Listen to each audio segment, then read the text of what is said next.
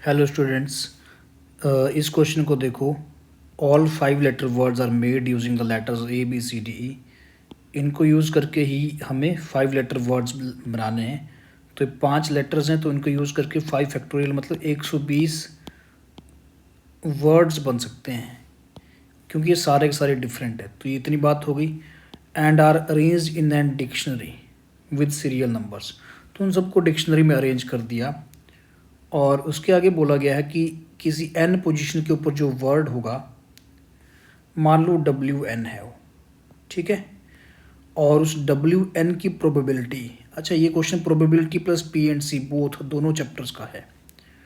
और वहाँ से उस WN को सेलेक्ट करने की जो प्रोबेबिलिटी है वो कुछ कंडीशन सेटिस्फाई कर रही है, ठीक है। ये कुछ सीरीज़ बनाएगा प्रोबेबिलिटीज़ आपस में।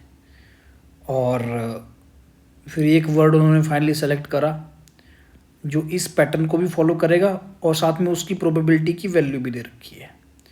सो you need to find these unknowns here alpha beta. तो ठीक है, शुरू करते हैं क्वेश्चन को। सबसे पहले तो मैं यही एक्सप्लेन कर देता हूँ कि ये जो मतलब है ना, ये क्या बोल रहा है। इसका मतलब ये हुआ कि जैसे ये जो ABCD है, ABCDE, जब इनको हमने अरेंज किया तो टोटल 5 फैक्टोरियल वर्ड्स बने, मतलब 120 लेटर्स वर्ड्स बन गए। और उनके नाम कुछ ऐसे हैं, W1, W2, W3, वर्ड 3, और बीच में एक nth वर्ड भी आएगा और फाइनली 120 वाले वर्ड भी आएगा, ठीक है। मान लो W1 को सिलेक्ट करने की जो प्रोबेबिलिटी है, अब इनकी प्रोबेबिलिटीज़ की बात कर लेते हैं। तो W1 की जो प्रोबेबिलिटी है उसको मैं x मान लेता हूँ, है ना। तो जो PW2 आएगा वो तो ट्वाइस ऑफ PW1 हो जाएगा।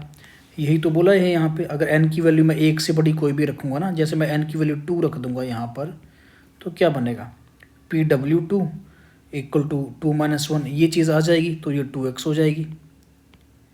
तो W2 की प्रोबेबिलिटी 2x हो जाएगी। और W3 की इसी तरह से, ये ट्वाइस ऑफ पिछले वाले की W2 की हो जाएगी। अब n की वैल्यू 3 रखते चलेंगे तो ये 2 इंटू 2x, तो 2 की पावर 2x हो जाएगी। वैसे नेक्स्ट वाले की 2 की पावर 3x हो जाएगी। तो क्लियरली स्टूडेंट्स आप देख पा रहे हो ये एक GP बनेगी। और GP में फिर जो nth टर्म आएगी that will be 2 power n - 1 x हो जाएगा। और फाइनली जो लास्ट टर्म बनेगी उसकी वैल्यू आएगी 2 पावर 120 - 1। तो ठीक है, ये वैल्यू आ जाएगी 120 - 1 इंटू एक्स हो जाएगी। देखो ना स्टूडेंट्स, क्योंकि फर्स्ट की तो मैंने x मानी है, आगे वाले की डबल होगी, तो टोटल 120 वर्ड्स बनेंगे। तो इस तरह से ये चलता रहेगा, ये सारी स्टोरी चलती रहेगी, है ना। n की n - 1 बनेगी, क्योंकि GP है तो ये 120 - 1 बनेगा।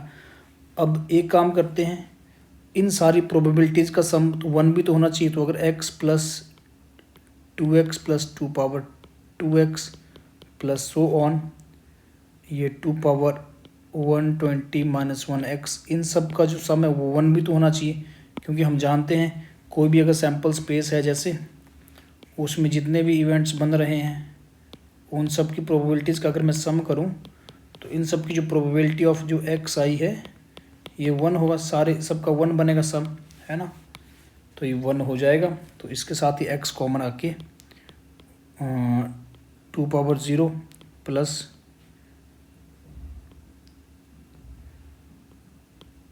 2 पावर 1 प्लस 1, ये जो सीरीज़ बन रही है सम। अब स्टूडेंट्स आपको पता है ये 120 टर्म्स है, तो मैं GP का फॉर्मूला लगा लेता हूँ। a first term into 2 power जो कॉमन रेशियो है r power n 2 power 120 - 1, 120 terms हो जाएंगी डिवाइडेड बाय 2 - 1, ये फॉर्मूला बन जाएगा। It should be equal to 1। तो यहाँ से x की वैल्यू आ गई 1/2⁻120 -1। ये स्टूडेंट्स आपका x आ चुका है। x means probability of selecting word 1, ये आई अभी फ़िलहाल। अब मुझे ना ये जो CDBE है ये निकालना पड़ेगा। इस पहले तो इसकी पोजीशन निकालनी पड़ेगी, तभी तो मैं प्रोबेबिलिटी निकालूंगा। फिर उस पोजीशन को आने के बाद मैं उसको कंपेयर कर पाऊंगा 2α / 2β - 1 से। तो CDBE की पोजीशन क्या बनेगी? तो इससे पहले जो जो वर्ड्स आएंगे वो देख लेते हैं। ए वाले सारे इससे पहले होंगे, बी वाले भी सारे इससे पहले होंगे, है ना। तो ए वाले कितने बन जाएंगे? ए फिक्स है, बाकी 4 लेटर आपको सेलेक्ट करने हैं, तो 4 फैक्टोरियल से सेलेक्ट होंगे। और वैसे ही बी फिक्स है, तो remaining 4 can be selected in 4 factorial veg.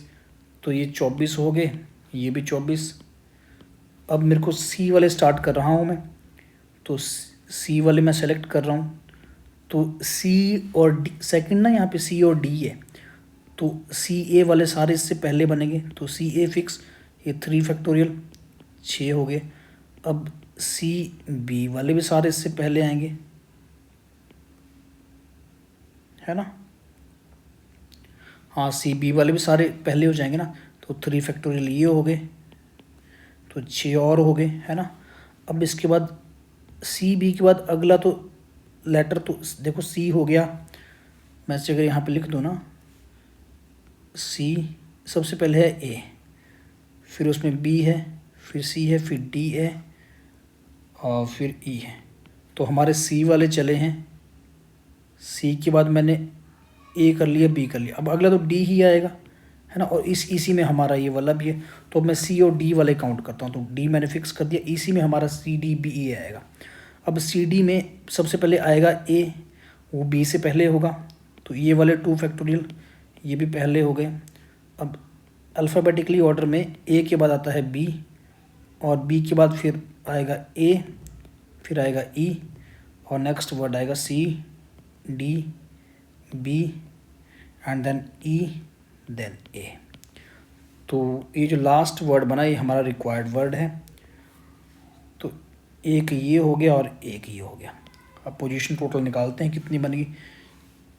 24 और 24 48 12 60 62 63 64। तो ये 64 पोजीशन बन गई। मतलब ये जो हमारा वर्ड आया it is at 64th position.